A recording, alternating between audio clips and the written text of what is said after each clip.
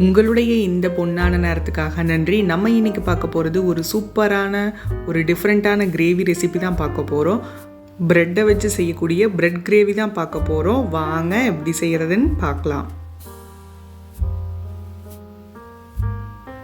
First ஒரு பேனில் 2 spoon ஆயிலை சூடு பண்ணிக்கலாம். எண்ணெய் சூடானதும் 2 ப்ரெட்டை உள்ளே ஆட் பண்ணிக்கலாம். நம்ம இது எண்ணெய்க்கு பதிலாக நெய் கூட விட்டு டோஸ்ட் பண்ணிக்கலாம்.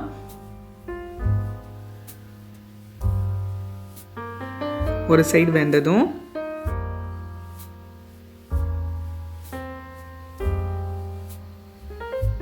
திருப்பி போட்டு வைக்கலாம். 2 சைடும் டோஸ்ட் ஆனதும் நம்ம வெளியெடுத்து ஓரமாக வச்சிடலாம். அடுத்து இதே பேனில் கொஞ்சம் எண்ணெயை சூடு பண்ணி 2 கிராம்பு, ஒரு சின்ன துண்டு பட்டை சேர்த்துக்கலாம்.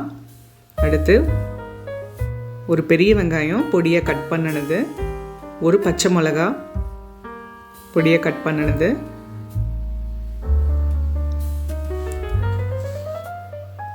ஒரு கொத்து கருவேப்பிலை உள்ள சேர்த்துட்டு ஒன்ஸ் வதக்கிக்கலாம். அடுத்து இஞ்சி பூண்டு பேஸ்ட் சேர்த்துட்டு இதையும் இந்த இஞ்சி பூண்டோட பச்சை வாசம் போக வரைக்கும் வதக்கிட்டு ஒரு தக்காளி பொடியை கட் பண்ணினது,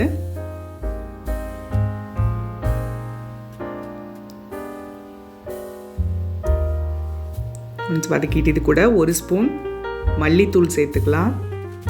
அடுத்து 1 ஸ்பூன் கரம் மசாலா,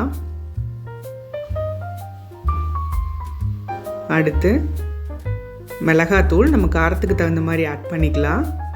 தேவையான அளவு உப்பு, கொஞ்சமாக தண்ணி சேர்த்து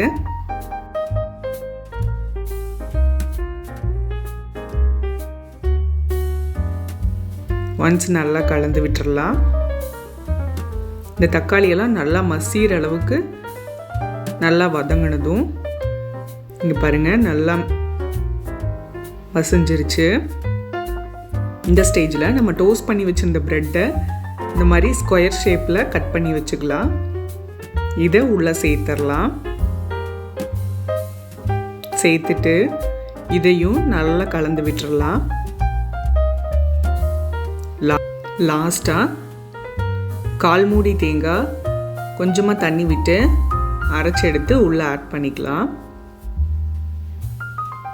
இதை சேர்த்துட்டு நல்லா கலந்து விட்டுக்கலாம்.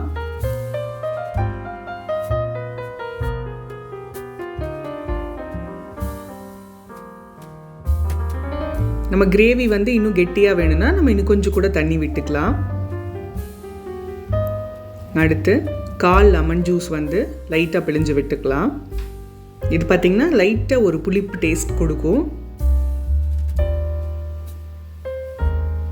இதை நல்லா கலந்துட்டு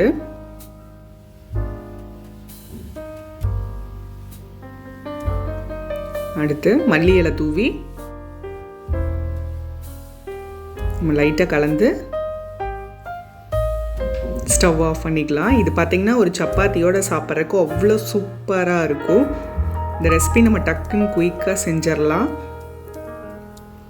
நீங்களும் வீட்டில் ட்ரை பண்ணி பாருங்கள். அறுசுவைகளும் சங்கமிக்கட்டும் அனைவரது இல்லங்களிலும்.